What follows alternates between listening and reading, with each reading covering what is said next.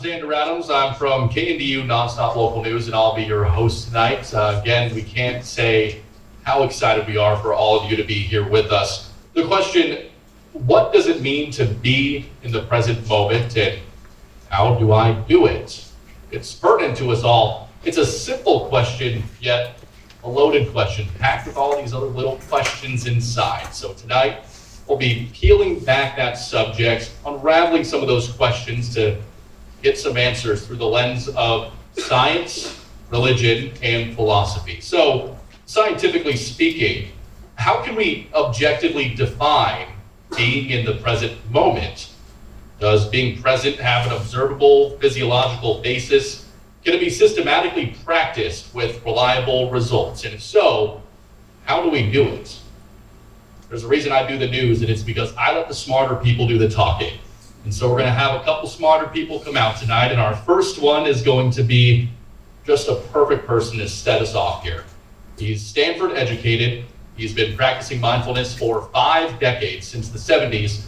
And here in Richland since 2006, he's been running the Insight Meditation of the Mid-Columbia here in Richland. So please give a warm and loud welcome to Dr. Chris Murray.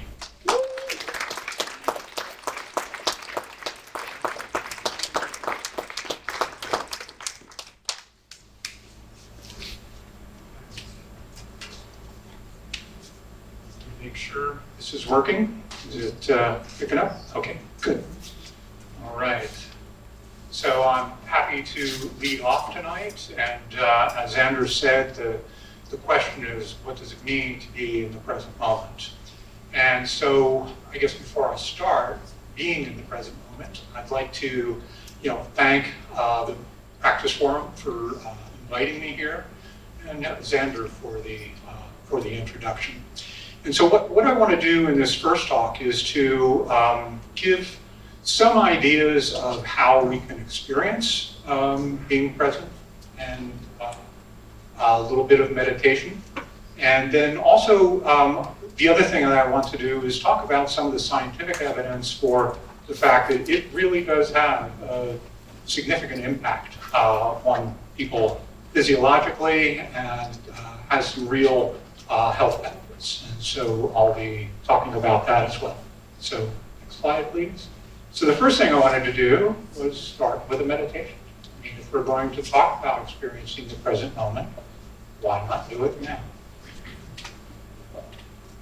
So I invite you at this time to just relax. Nothing special that you need to do with the body, except relax into it. Feel into it. Feel the sensations that are present in the body. You might feel tingling at some places. Warmth, coolness. Allow yourself to really notice that, feel that. And if you notice any areas of tension or tightness, see if you can just allow them, invite them to relax slightly. Most of you have your eyes closed already. If you feel comfortable doing that, that can be helpful.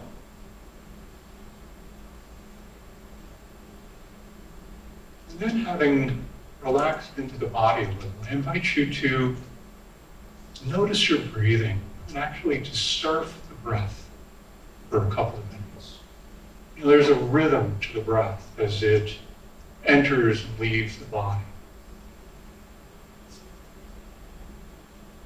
And you can feel that rhythm.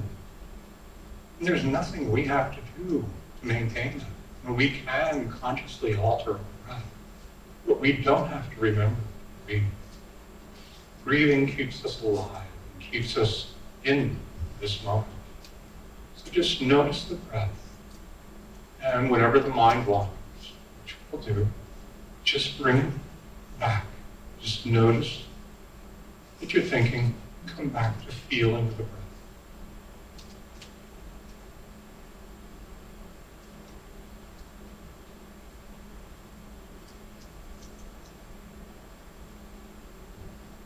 Now, I invite you to let go of that anchor of And just allow yourself to be in this moment. Most of us spend way too much time doing. So much that we've forgotten how to be. So see if you can just allow yourself to be present right now. You know, there are sensations, there are sounds. You know, there's the sound of my voice, but there's also the little sounds around you. There's thoughts, perhaps emotions. And all of it, we can just be there, embrace it, and just allow ourselves to rest in this moment without needing to do anything, be anybody. Just the pure experience of feeling yourself alive.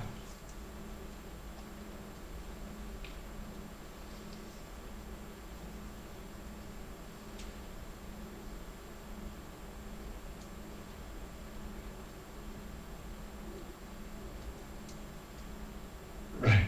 So now I invite you to just, wiggle your toes, your fingers, move your head and body. Slowly bring your attention back to the room. All right, next slide, please. Okay, so what we've done is we've just practiced a little bit of mindfulness. A couple of different ways of doing it. One being mindful of breath, the other just practicing being, open awareness. So I want to talk a little bit about mindfulness, what it is. It's an awareness of the present moment. And it's an awareness that's intentional. We know that we're paying attention to the breath or the present moment, whatever is present. And as we're doing that, we're in the true practice of mindfulness, it's not just awareness. It's awareness with kindness, with calmness, without judgment, so that we can truly be with whatever is there without resistance, without fighting our experience. And so this is interesting. The slides are up there. I think I'm getting too old. Right, yeah.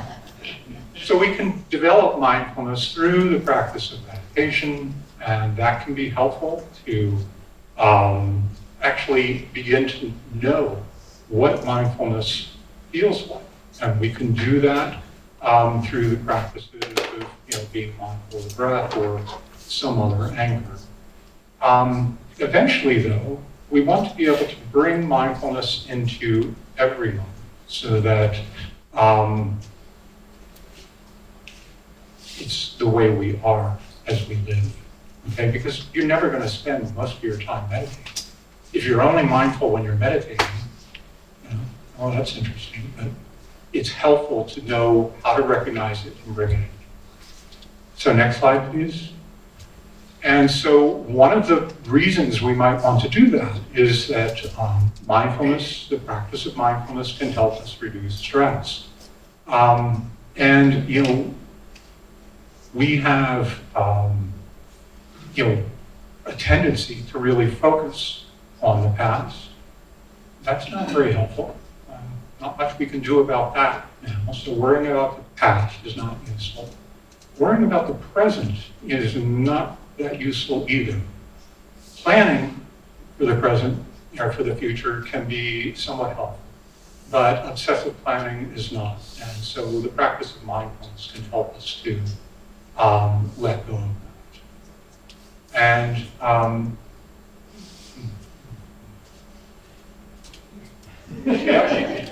mindfulness, can help us to become aware of our response to positive and negative stimuli. And so events that happen in our lives, we begin to notice the way we respond to them. And in doing that, we can learn to have a gap between when events happen and the way we respond. so that we might respond a little more kindly, which can benefit us and benefit others as well. So next slide, please. So I want to talk a little bit about mindfulness in scientific research. And so it's pretty interesting to me that back when I started meditation, there hadn't been really any scientific research on it. But it really picked up, around 2004. I'll show you why in a moment. And it's exploded, exponentially since 2006. And most of the papers have come out of the field of psychology and psychiatry. And if you look at the terms, the keywords that are associated with them, it's meditation, stress, anxiety, depression. And so it's really trying to look at, is there any evidence that meditation, mindfulness can help with some of those conditions? And so that's kind of interesting when you think about the fact that mindfulness meditation is a 2,600-year-old practice that came from Buddhist teachings. How did that become scientifically acceptable? Because, like I said, back in the 60s and 70s when I started, it was not scientifically acceptable. It was considered very fringe at that time. So next slide, please. So one of the things that some of the neuroscientists who started looking at the evidence associated with mindfulness, they wanted to see, does meditation actually change the brain? Does it change the body?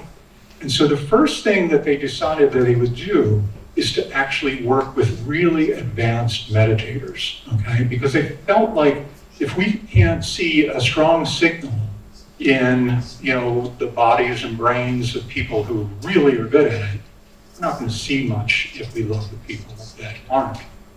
So one of the first people that they work with, and they show him here getting all wired up with electrodes all over his head, and then he was shoved into a very loud metal scanning tube, and they would ask him to meditate in that. It was cold. I mean, most of us wouldn't, if you do meditate, you would have difficulty meditating in those circumstances. But they put him in a tube and took a look at what they had found, and it was incredible, okay? So this is a teacher named Youngie Mingyer Rinpoche. He was about 28 years old at the time. He had, at the age of 28, already done in excess of 6 years of silent meditation retreats. And in addition to that, somewhere, 50,000 hours of meditation. So he was a very accomplished meditator. And what they found, at first they thought their instruments were broken because they had never seen some of the brainwave patterns that they had seen before, and particularly not as sustained as they were with him. When they, would ask him to start meditation, as soon as he started, there was a huge change in, what was happening in his brain that they could instrument. They could tell him to stop. It'd disappear, start again, come right back. So science likes to be repeatable. It was very repeatable. And so one of the things that was important about this is that, as I said, nothing like this had ever been seen before. And so they they published a paper on this. And the paper was published in the Proceedings of the National Academy of Science, which is a very prestigious scientific journal, had never published anything about meditation before. And that was in 2004, and that is one of the papers that kicked off that exponential growth that I showed that started in 2006. So next slide, please. So after verifying that they had some really well-documented changes that they could see in long-term, very long-term meditators, they started looking at people who weren't quite as long-term. Maybe they had a couple of years of dedicated practice, and they started looking for, were there changes that were associated with them that were helpful. And so one of the things that they found were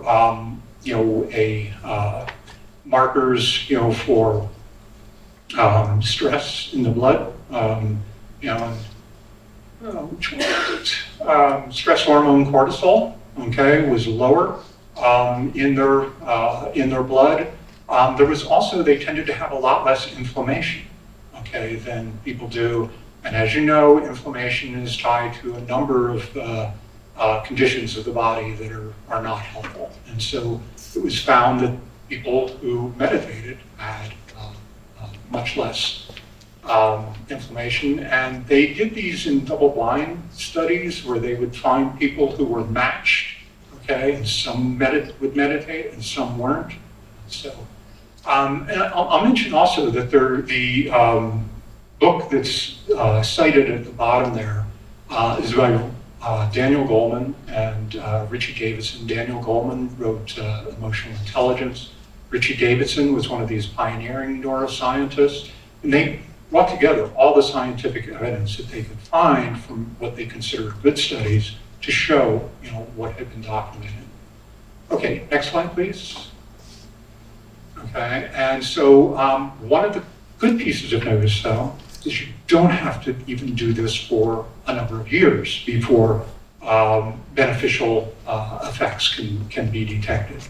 And so, one of the things that they were able to do, before I mention that, one of the reasons this happens is because of what's known as neuroplasticity, okay?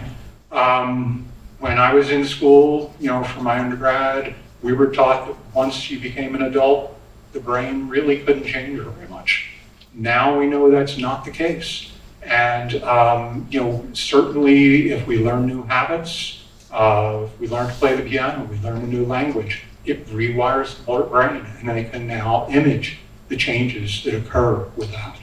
And so with these studies, they found a dampened activity of the amygdala. The amygdala is a portion of the brain that's associated with the fight or flight syndrome. So it's actually, I believe, the one that puts out either adrenaline or cortisol. And so it's associated with the stress response. And so it was dampened in these people who had done a fair, meditation. In this case, I believe it was just 30 hours of meditation. So far less than the 50,000 hours required to be a real expert in this. And so, this fact that these benefits start showing up even for very short terms is very encouraging. So, next slide, please. Yes. Yes, a gateway to presence, okay? And so, I wanted to talk a little bit about how meditation and mindfulness can help us to be more present. One of which, as I mentioned, the body is really important in this. If the body can be erect and balanced, if we're in a seated posture, that can be helpful because stillness helps helps us to quiet, for the mind to quiet and to relax. And then, we also, see that with the body, we can, experience the sensations that are taking place. Now, as we did in that opening meditation, the breath is one of the best anchors that can keep us, help us to stay in the present moment. We can use it as a reminder that, okay, I want to be with the breath because I want to be in the moment. And when we notice we're not with the breath, we can notice that and come back. Now, the breath doesn't work as an anchor for everyone. If you have asthma or something like that, it may not be so good. So using something like listening to sound or, the use of a mantra or prayer, any of that can be helpful.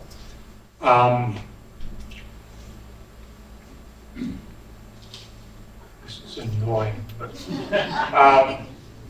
okay. And I think the only thing that I would mention there is you don't have to use an anchor. So towards the end of the opening meditation, that last part, we did what's called an open awareness meditation, where we weren't using an anchor other than the present moment itself. Okay, next slide, please. Okay, practice and repetition are really important for this, as with exercise, with anything else. Reading about it isn't very helpful. We have to really learn how to practice regularly. One of the things in a recent book that came out was that they found that as little as 5 minutes a day over 30 days had actually made an impact on people's health, more so than doing a longer meditation 5 times during the month. So one of the things you might keep in mind is that short moments, many times, can be all we need for this. Next slide, please. Okay, how many people did their minds completely stop during that meditation? There are no thoughts. Probably not many, okay? That doesn't mean that we're doing it wrong, okay? Basically, it's, the mind generates thoughts, and, we just need, when we notice that we're lost in thought, to gently notice that and then come back to the moment, come back to the anchor we're using, or come back to the present moment itself. Next slide, please. So some suggestions for beginning a meditation practice. One is to start with a length of time that is comfortable for you. I mean, you might hear, 20, 30 minutes is really helpful. If 20, 30 minutes drives you crazy, then you're not going to do it, okay? So start with 5 or whatever, and do that often, and that will really help. Try to practice every day, okay? And even if it's one of those days where you don't have enough time to meditate, just tell yourself, I'm going to do it for 1 minute, just to remind myself, I am a person who meditates. You're trying to form a habit, okay? And if you don't have enough time to meditate, you really need to meditate. Okay, next slide, please. And so if you're trying to practice meditation, definitely try not to use a clock, use a timer. I think that's the main thing that I'd want to talk about there. There are some timers that are available. You might want to silence your phone. So next slide, please. Actually, there should be one before that. Did you back up? Yes, yeah, there was one there, I think. Yep. So one of the other things that I suggest is that you learn in particular the last section there, learning how to pause in the middle of the day. Having a formal time of meditation is helpful, but the more times that you can remember during the day to be present in the moment, to stop for a moment, to feel your breath. You can do that whenever there's a blank moment, okay? You can also do that, maybe particularly do that when you're stressed. And so that's, if you remember anything from this, remembering to pause in the moment for just a few breaths, to feel yourself. That would be the main takeaway, I would say, from this. So last slide, please. Okay, so I want to thank you for being here. And I want to apologize because I know there's a mixer after this, and I will not be able to attend. I'm currently receiving chemotherapy, and my immune system says that's not a good idea. You're welcome to contact me. In the digital information you received when you checked in, you can find information about Insight Meditation in Mid-Columbia and contact me through there if you've got questions or whatever. And it's not scheduled yet, but we will be offering a series of meditation classes sometime this summer. So thank you very much. Thanks to Travis and the people for making the accommodation for me, and hope to see you again. Take care. Thank you.